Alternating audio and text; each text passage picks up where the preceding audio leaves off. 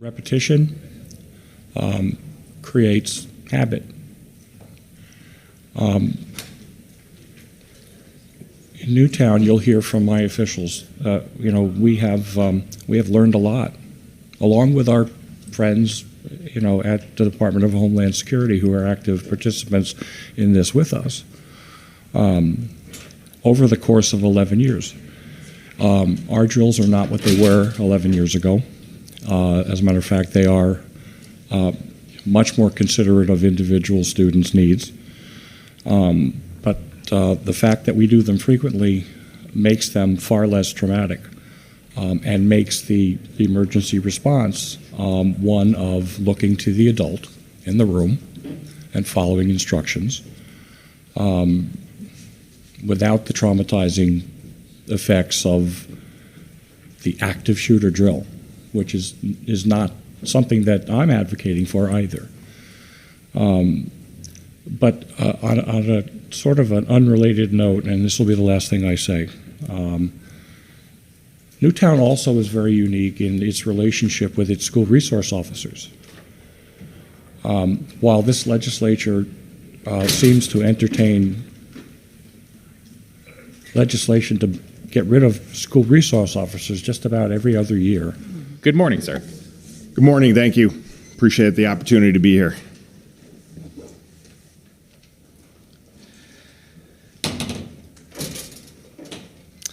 Morning, ladies and gentlemen. My name is David Colgren. I'm the Chief of Police for the Newtown, Connecticut Police Department.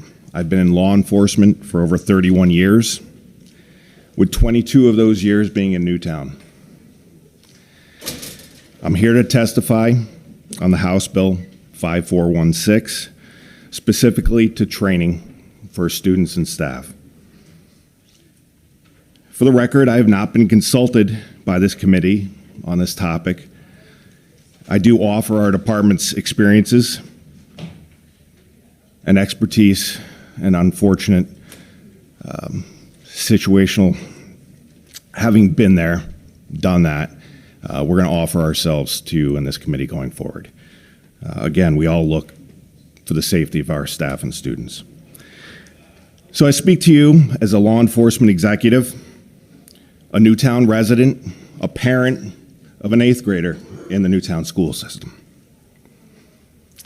Also as one that responded to the Sandy Hook school shooting.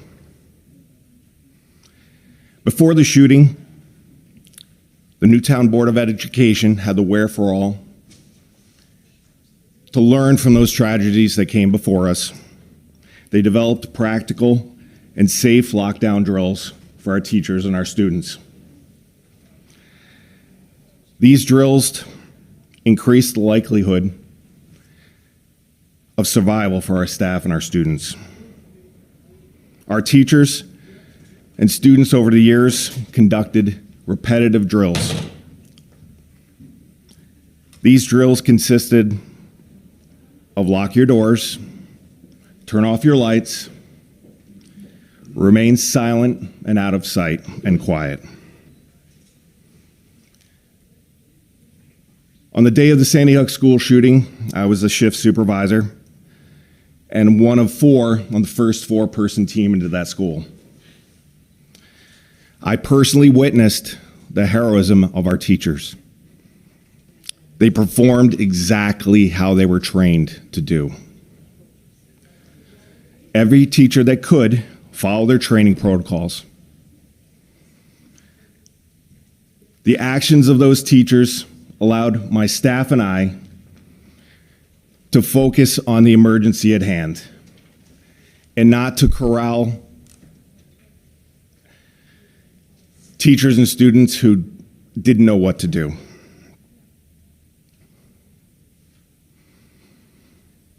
I plead to you all, it would be irresponsible to put blanket limits on any Board of Education on how it trains its teachers and staff.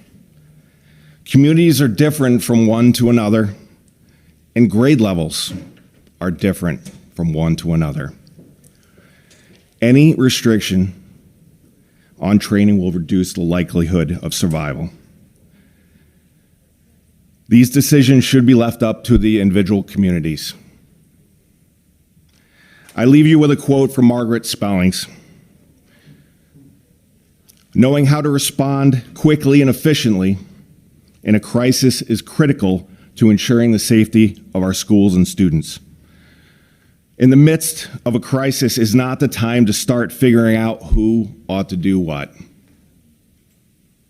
At that moment, everyone involved from the top to the bottom should know the drill and know each other. Thank you. At any point in the past 2 years, has anybody from the Connecticut General Assembly contacted you to consult on procedures about crisis drills? No, sir, not me. The familiarity and the routine create a partnership. So while we have people in the legislature that would just assume see school resource officers removed from schools, Newtown has had school resource officers in their schools since before 2012.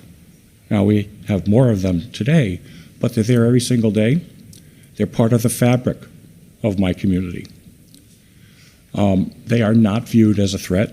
They do not arrest children for disagreements amongst themselves.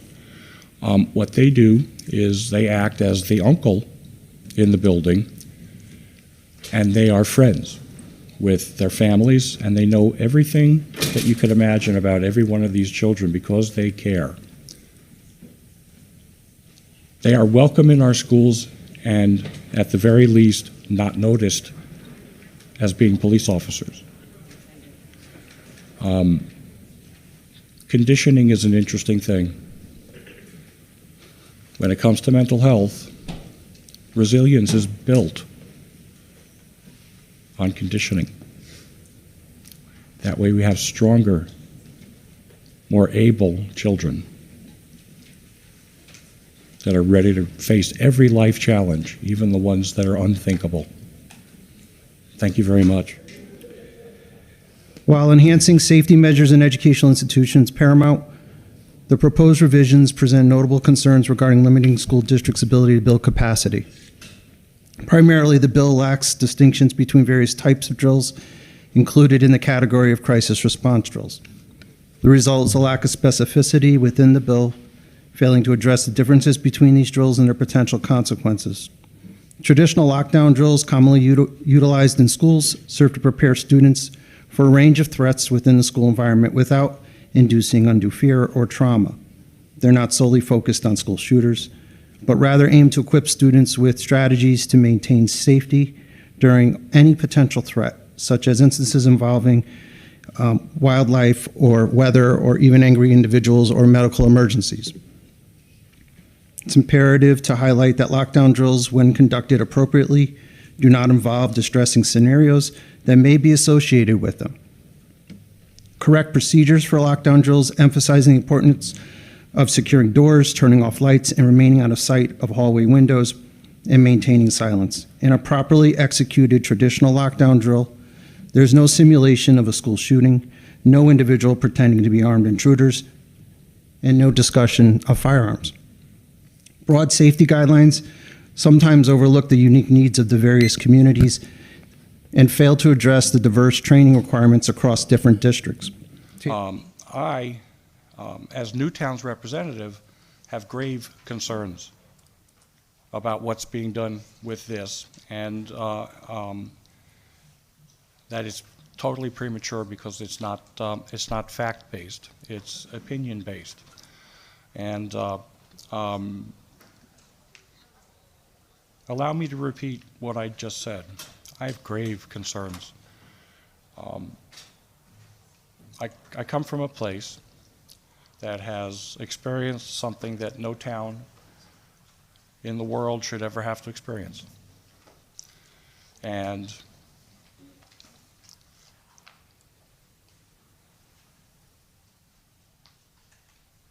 I have a higher responsibility, shall we say, to not take chances with the lives of children. This proposal takes chances with the lives of children, and potentially, I can't, in good conscience, support sections 4 and 5 moving forward until there has been complete and total vetting that includes the officials that guide policy and protect the lives of people in the town of Newtown. I have repeatedly, upon learning of this last year, had one thing and one thing only to say about this proposal, and that is, that was and still is, has this been vetted with the people that do crisis drills in the one place that has experienced this, in Newtown, Connecticut? And I have been told for 2 years the following quote: "We have Newtown's support." Well, you're going to hear testimony later today from Newtown's chief of police, Newtown's superintendent of schools, Newtown's first selectman, and assorted other people. About 24 pieces of testimony have been filed. All of that testimony will and can attest to the fact that there have been no conversations and no prior knowledge of this insertion into this bill by anybody in an official capacity in the town of Newtown. And thank you to the members of the Education Committee. I'm Jeff Capisi. I'm the first selectman of Newtown, and we are well represented with both Representatives Bolinsky and Representatives Fonsello on this panel, so we appreciate their work for Newtown and the state. I've been an active volunteer in Newtown government for the past 19 years. On December 14, 2012, I was the chairman of the Newtown Legislative Council. While there is no legislative solution to permanently end tragedies such as the one that came to Newtown on that day, under my leadership, in the wake of the tragedy, the Legislative Council passed an amendment to the town firearms ordinance designed to reduce the risk of firearm death and tragedy in Newtown. Newtown Public Schools collaborate with both local Newtown police and the Connecticut State Police. Newtown also cooperates with the Federal Department of Homeland Security, as well as a host of other experts in the private sector. We have collaborated with Littleton, Colorado, the town that endured the violence at Columbine High School. And I've reached out to previous first selectmen of Newtown, Patricia Lodra, who served from 2009 to 2017, and also served as the town CEO during the Sandy Hook tragedy, as well as my predecessor, Dan Rosenthal. My most recent predecessor, with whom served on the Board of Selectmen immediately following the aftermath of the tragedy. Neither are in support of this bill. I'm referring to 5416, obviously. Ms. Lodra, in the testimony she has submitted to this committee, wrote, "In particular, I note with concern the language associated with item 7 and active school shooter drills. It seems to me that our local school officials and law partners are best positioned to determine what active shooter drills should look like in Newtown. Dave Colgren, who's our chief of police, and you've heard from a few minutes ago, stated, I plead to all, do not put limits on any Board of Ed in how it trains its staff and students. This will reduce the likelihood of the survival of our staff and students.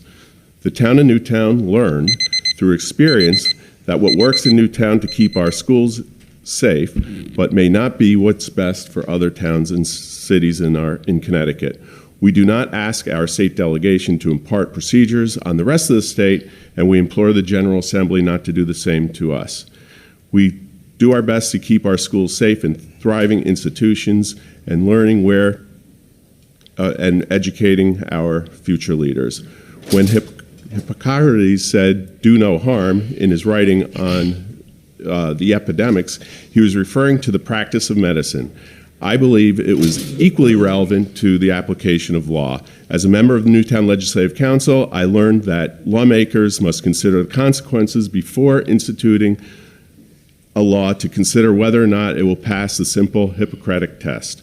Ladies and gentlemen of the Education Committee and the General Assembly, I am hopeful that after you hear the verbal testimony of Newtown Superintendents of Schools Melillo, Chief Colgren, and the written testimony of First Selectman Pat Lodry, you'll come to the same conclusion as Hippocrates and do no harm. The state's interest should be in making sure a high level of security exists in all schools, but give the flexibility of the communities to do the details. And I will thank you for your consideration. And Your testimony is very clear. I just, for a point of clarification, I do want to call attention to the fact that their reduction in drills is from 3 to 1. The second drill that's being referred to repeatedly is not a student-involved drill.